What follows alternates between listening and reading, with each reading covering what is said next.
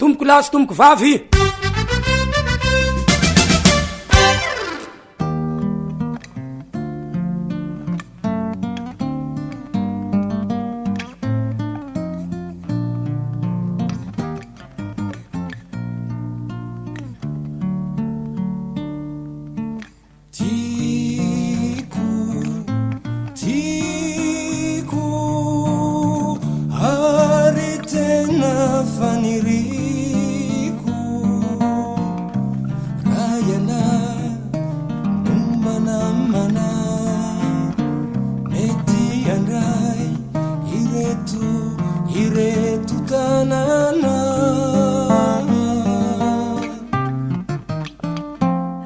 Mariana dia hoe mbola tsy tena azo lazaina hoe filamatra isika tsy ao anatin'ny listra mena so ihany fa mba misy an'izany eto amintsika fa ny izany tsy zany a mbola betsaka ny ezaka tokony ho atao ny tsy fahalalana na fahalalana manao gazety a amin'ny fampianarana fampifanizay ataoko dia mariako foana hoe mpanao gazety ohatra midy ao anaty rindrina efatra. Ny rindrina voalohany a dia ny fanjakana sy ny lalàna. Ny rindrina faharoa dia ny tompon'ny orinasany gazety sy ny tombontsoany. Ny fahatelo dia ny vahoaka mpanjifa ny vaovao sy ny zony izay ny hoe zo hahazo vaovao. Ary ny fahaefatra dia ny asan gazety a sy ny ataontsika hoe conscience na feon'ny fieritreretana.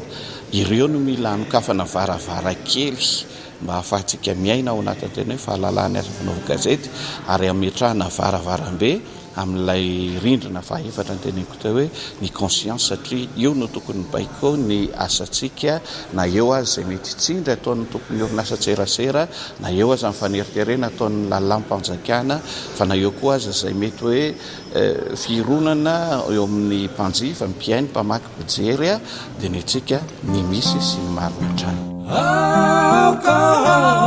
mba ho tompo safidy mba tsy avelidy divavako miteny ampiaizany nitondra mangidy tsy tiako tadidy reny rehetryreny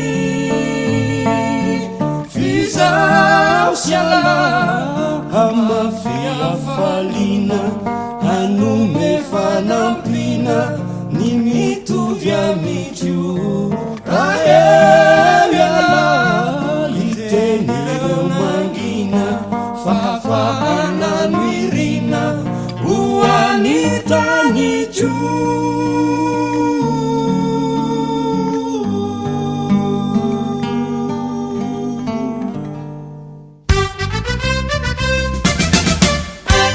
Saotra tomboko lahy, saotra tomboko vavy.